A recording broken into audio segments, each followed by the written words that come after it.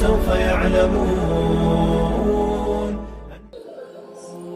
میرے دوستو عزیزوں، حضور اکرم صلی اللہ علیہ وسلم کو اس کی تاکید کی گئی ہے، آپ کسی چھوٹے سے چھوٹے کام کے بارے میں بھی کبھی یہ مت کہیے گا یہ کام میں کل کر لوں گا، جب تک انشاءاللہ نہ کہہ لیں.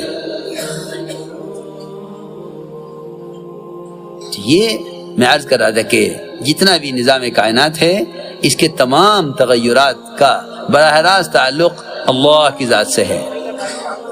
نظام کائنات سے کائنات کا کوئی تعلق نہیں ہے، نظام کائنات سے کوئی تعلق نہیں ہے. اس طرح ایمان سکھلایا گیا ہے، اس طرح ایمان سکھلایا گیا ہے. اور جتنی غیب کی چیزیں ہیں وہ غیب کی چیزوں کا یقین دلایا گیا ہے کہ محمد صلی اللہ علیہ وسلم جو خبر لائیں، آپ کی لائی ہوئی خبر کو آپ کے اعتماد پر تمام کائنات کے نقشوں سے ہٹ کر، تمام ظاہری نظام سے ہٹ کر اس کو تسلیم کیا جائے. ہماری عقلیں صرف اس کائنات کے ظاہری نظام تک محدود ہیں، اور وہ عقل ہی کیا لوگ سائنسدانوں کو عقل والا کہتے ہیں، وہ عقل ہی کیا جو کائنات کے نظام تک محدود ہے، وہ عقل ہی کیا ہے، وہ عقل ہی کیا ہے. اور واقعی عرض کرتا ہوں، شاہ عبدالعزیز محدث دہلوی رحمۃ اللہ علیہ نے حدیث نقل کی ہے فتح العزیز میں، ما انت بنعمت ربک بکاہن ولا مجنون، اس آیت کے ذیل میں کہ اللہ کا فضل یہ ہے محمد صلی اللہ علیہ وسلم پر کہ آپ کاہن بھی نہیں ہیں اور مجنون بھی نہیں ہیں. اللہ کا فضل ہے، اللہ کا یہ فضل ہے آپ پر کہ آپ کاہن بھی نہیں، مجنون بھی نہیں، بلکہ آپ ایسے کامل عقل والے ہیں کہ اللہ، اس روایت میں لکھا شاہ صاحب نے کہ اللہ نے عقل کے 100 حصے کیے، جس میں سے ایک حصہ اللہ نے ساری مخلوق پر تقسیم کیا ہے. ایک حصہ عقل کا ساری مخلوق پر تقسیم کیا ہے، اور 99 عقل کے حصے تنہا محمد صلی اللہ علیہ وسلم کو دیے گئے ہیں. یہ سنتوں کے بارے میں یہ کہیں کہ اس سے کیا فائدہ ہے، اس سے کیا ہوتا ہے، یہ کس لیے ہے، اس کی کوئی گنجائش نہیں ہے، اس کی کوئی گنجائش نہیں ہے کہ کوئی مسلمان یہ کہے کہ اس سنت کی کیا ضرورت ہے، اس سنت کی کیا فائدہ ہے، کہ جس 99 عقل والے نے یہ عمل تجھے کر کے دکھلایا ہے، جس کا حکم دیا ہے، تیرے پاس اس کے مقابلے میں عقل کا کون سا ذرہ ہے جس کی بنیاد پر تو یہ سوال کرے کہ اس سنت کی کیا ضرورت ہے. سوچنے کی بات ہے. وہ تو جب رواجی طریقے غالب آ جاتے ہیں تو سنتوں کے لوگ فوائد اور علتیں اور وجہ معلوم کرنے لگتے ہیں کہ اس کی کیا ضرورت ہے، یہ تو ایسی بھی ہو سکتا ہے، تو ایسی بھی ہو سکتا ہے. اب میں چھوٹی سی مثال دے کر سمجھاتا ہوں. آپ اپنے محلے کے کلینک میں ایک عام چھوٹا سا ڈاکٹر، اس سے جا کر اگر یہ کہہ دیں کہ اس گولی کی کیا ضرورت ہے، تو پاگل کہے گا، تمہیں نکال دے گا. تجھے کیا خبر، ڈاکٹر میں ہوں، دوا میں دے رہا ہوں، تجھے کیا مطلب ہے اس سے؟ آپ ایک کلینک کے ڈاکٹر سے نہیں کہہ سکتے کہ یہ دوا کیوں دے رہے ہو، اس کی کیا ضرورت ہے. میں تیرا معالج ہوں، دوا میں تجویز کر رہا ہوں. اور یہ ایسے بے عقل کہ سنتوں کے بارے میں کہتے ہیں کہ اس سنت کی کیا ضرورت ہے، اس کا کیا فائدہ ہے. وہ صاحب فرماتے تھے، بلکہ حضرت نے مولانا صاحب رحمۃ اللہ علیہ نے بہت بچپن میں، مولانا صاحب چھوٹے سے تھے، ان سے پوچھا کہ یوسف قطب بننا چاہتے ہو؟ کہ ہاں. کہ تمہیں قطبیت کا، قطب بننے کا نسخہ بتا دوں؟ لوگ تو سمجھتے ہیں کہ بہت ذکر سے آدمی قطب بن جاتا ہوگا. فرمایا قطب بننا چاہتے ہو؟ کہ جی. فرمایا کہ دیکھو جہاں جس ماحول میں سنتوں کا خلاف، سنت کے خلاف ماحول ہو، جہاں سنت کے خلاف ماحول ہو وہاں تم سنت پر عمل کیا کرو. یہ قطب بننے کا راستہ ہے. یہاں اچھوں کو دیکھا ہے، اچھوں کو، اللہ مجھے معاف کرے، میں کسی کو متہم نہیں کرتا، لیکن یہ حقیقت ہے. اچھے پڑھے لکھے،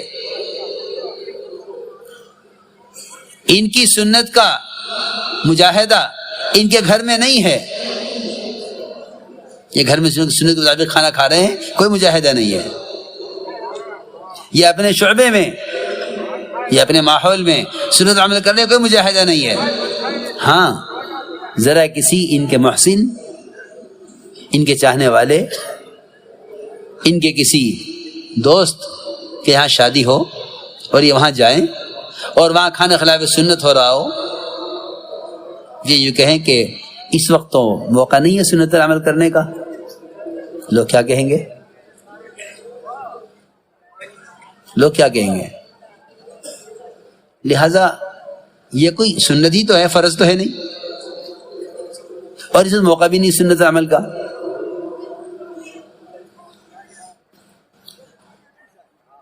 سنت پر عمل کرنا عمل کرنے کے لیے نہیں ہے، سنت عمل کرنا امت کو سنت کی تعلیم دینے کے لیے ہے.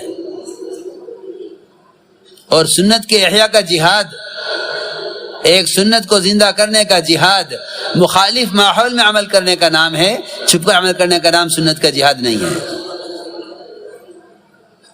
کیونکہ اتباع سنت اور احیاء سنت، اتباع سنت جہاد نہیں ہے، احیاء سنت جہاد ہے. میں کچھ ضروری بات عرض کی ہے، اتباع سنت جہاد نہیں ہے، احیاء سنت جہاد ہے. کہ آپ وہاں سنت کو زندہ کریں جہاں اس سنت کے خلاف ماحول ہے، ورنہ یہ بہروپی ہے، بہروپی ہے. جہاں جیسا موقع ہوتا ہے میں وہاں ویسا کر لیتے ہیں. جی ہاں، جہاں جیسا موقع ہو وہاں ویسا کر لو. میں تم سے قسم کھا کر کہہ سکتا ہوں کہ اللہ نے قرآن میں جن لوگوں کا تعارف کرایا ہے وہی یہ لوگ ہیں. وَمِنَ النَّاسِ مَن يَعْبُدُ اللَّهَ عَلَىٰ حَرْفٍ، کہ یہ وہ لوگ ہیں کہ یہ اسلام اور کفر کے بارڈر پر چلتے ہیں، کنارے کنارے. اگر اسلام کی طرف خیر دیکھتے ہیں ادھر پلٹ جاتے ہیں، کفر میں خیر دیکھتے ہیں تو ادھر پلٹ جاتے ہیں. یہ حالات دیکھ کر چلتے ہیں، حکم دیکھ کر نہیں چلتے. ایسا فرماتے تھے کہ اگر کار کے مقابلے میں گدھے پر بیٹھنے میں فخر محسوس نہیں کرتا تو دل میں ایمان نہیں ہے. دل میں ایمان نہیں ہے. اگر کار کے مقابلے میں گدھے پر سواری کرنے میں فخر محسوس نہیں کرتا تو دل میں ایمان نہیں ہے. کیوں؟ اتباع سنت، سنت کے اتباع. عبداللہ بن عمر رضی اللہ عنہما اتنا اتباع سنت کا کرتے تھے، اتنا اتباع سنت کرتے تھے کہ روایت میں ہے کہ اگر کوئی دیکھے تو پاگل سمجھے. ایک درخت تھا مدینے سے دور صحرا میں. عبداللہ بن عمر رضی اللہ تعالیٰ عنہ پانی لیتے مشکیزے میں، سوار ہوتے اونٹ پر، وہاں جاتے اس درخت کو پانی دے کر آتے. جنگلی درخت، نہ کوئی سائے کا فائدہ نہ کوئی پھل کا فائدہ. پوچھا کہ آپ یہ کیا کرتے ہیں؟ اس درخت کو زندہ رکھنے کی کیا ضرورت ہے؟ اتنا سفر کر کے آپ جاتے ہیں، پانی لے کر اٹھا کر اس میں پانی ڈال کے آتے ہیں، کیوں؟ فرمانے لگے کہ میں نے حضور اکرم صلی اللہ علیہ وسلم کو ایک مرتبہ اس درخت کے پاس، اس درخت کے قریب قضاء حاجت کرتے ہوئے دیکھا ہے. صرف اس یادگار کو باقی رکھنے کے لیے میں یہ کام کرتا ہوں. وہاں ایک مرتبہ قضاء حاجت کر لی. یہ اس درخت کو زندہ رکھنا چاہتے ہیں جہاں آپ نے قضاء حاجت کی ہے. ہم آپ کے قضاء حاجت کے طریقے کو جانتے بھی نہیں ہیں، جانتے بھی تو عمل نہیں کرتے. ہم قضاء حاجت کی سنت کو چھوڑے ہوئے ہیں. وہ آپ کی قضاء حاجت کرنے کی جگہ کے درخت کو زندہ کرنے کی کوشش میں ہیں. میرے دوستوں بزرگوں عزیزوں، خدا کی قسم، باطل یہ نہیں کہے گا نماز مت پڑھو، باطل یہ نہیں کہے گا زکوٰۃ مت دو، باطل یہ نہیں کہے گا روزہ مت رکھو، باطل یہ نہیں کہے گا حج مت کرو۔ وہ یہ کہے گا کہ صرف تم اپنی عادات اور ضروریات میں ہمارے تابع ہو جاؤ۔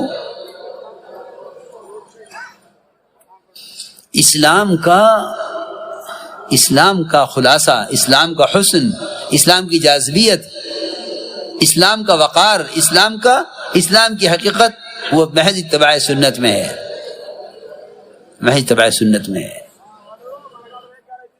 ہمیں صحابہ میں فرق یہ بیٹھا ہے، وہ سنت عمل کرتے سنت ہونے کی وجہ سے، ہم سنتوں کو چھوڑتے ہیں سنت ہونے کی وجہ سے۔ چھوڑ دو سنت ہے۔ اس لیے فرمایا گیا کہ جو خبر نبی لے کر آ رہے ہیں اس کا یقین کرو۔ تو میں نے عرض کیا کہ جو کائنات کے ظاہری نظام تک عقل رکھتے ہیں وہ نبی کی بات کہیں۔